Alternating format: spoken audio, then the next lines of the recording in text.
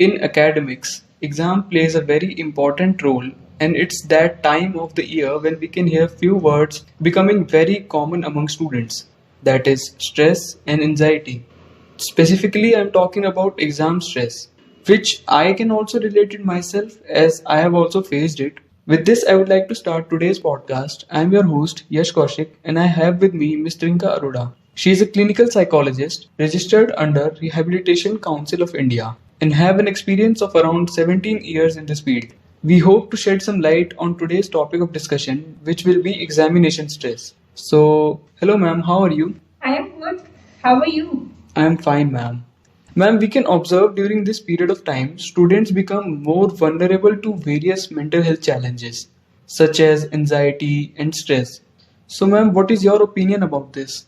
Some amount of stress is required. It's good for, it really helps in performance, good performance. The problem comes when stress increases up to an optimal level, beyond which your performance starts decreasing. So, your coping plays a major role there. Definitely, ma'am. Students generally, like I've seen, they refer that they are stressed or feeling restless or uneasy. But, ma'am, how do I or anybody identify that they are stressed out? Most common manifestation of stress during exams will be something like excessive worry, anxiety, no motivation to start studying, forgetfulness, irritation, feeling overwhelmed, exhausted, feeling out of control, fear of failing, feeling less prepared, pressurized, going blank during exam, sweaty feet and hand, disturbed sleep and appetite, headaches, tensed muscles. So these are generally the common signs. Okay, ma'am. So, ma'am, in your experience, what are the general factors that contribute to stress? Inadequate preparation or last minute preparation during exams contributes. High expectations of others around or your own expectations create a pressure which may increase stress further. Even if you're well prepared for your exams, but a fear that you would fail during exams or not being able to trust your own self doubt can create a problem. It can affect your studies. Change in lifestyle and habits, change in your study pattern, sleep pattern, change in other activities like your socialization, playing less can contribute further. Definitely, ma'am. Ma'am, I have observed that during this time, students increase their caffeine consumption and also start to take drugs or smoking so as to stay awake during night, and basically it messes up their sleep schedule. But in their mind, they think that they will be able to give more time to their studies. So, ma'am, can you tell us like how it could affect them if they keep doing this for a while? Sleep is definitely a powerful stress buster. 6 to 8 hours of sleep helps in concentrating better, brings that alertness where you can focus better on your study. It also improves your decision making, your judgment, your problem solving ability. So, overall, it will help your studies. And along with that, if you sleep good, so it will also regulate your mood. But at the same time, caffeine, smoking would bring that alertness, but at the same time, it would increase your anxiety. So, absolutely not a good source right now. Yes, ma'am. But, ma'am, when I reflect back, I think I used to sleep more during my exams. Yeah, that happens with a lot of people. That is the time where you have to deal with a lot of thoughts. There are thoughts like, what if I'm not prepared well? What if my other peers have studied more? Or what if I fail? That is the time when you're dealing with a lot of thoughts. So ultimately, it exhausts you mentally. Yes, and ma'am. if you're exhausted mentally, need for sleep would be more. When students also start changing their lifestyle as everyone tells them to concentrate on your studies. So, what I feel is that they give less attention to the physical exercises, thinking that they will be able to focus more on their studies. So, ma'am, how could it affect them or their mental health? Exercise is definitely required at this time. 45 minutes to 1 hour of physical activity would do wonders. It helps in reducing stress, anxiety, tension, body aches. So, walk, jog, running, swimming, cycling, dance, gymming, these things would really help at this moment. If you don't have time to go outdoors, so probably indoor activities like painting, cooking, or just cleaning your room will help. Definitely, ma'am, I agree with you. Ma'am, we often see that students criticize or judge themselves, which further leads to negative thinking. And they also question themselves like, what if I do badly? What if I don't score up to my expectations? And similar questions arise in their mind.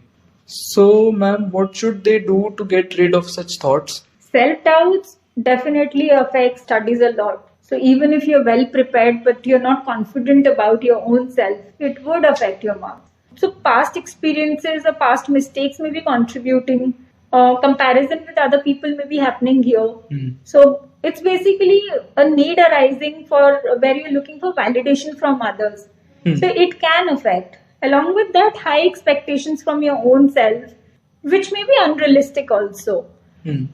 So all these things together makes you self-critical, where you are just being too negative and not being rational. So these are the areas I feel. I mean, these are the part of your personality. It's not something that can be dealt in a day. It's Yes, a ma'am. process that needs to be there over a period of time.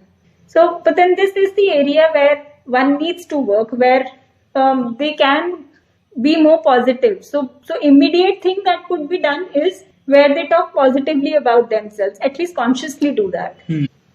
So, ma'am, to sum up, according to you, how should students prepare and manage their time during exams? I feel a good place to study, which is well lit or where there is less noise, would help. Having a fixed place to study where there is, so that place would include that energy and help you concentrate better. Having a proper place to sit, maybe a table chair would help more rather than sitting on bed and studying.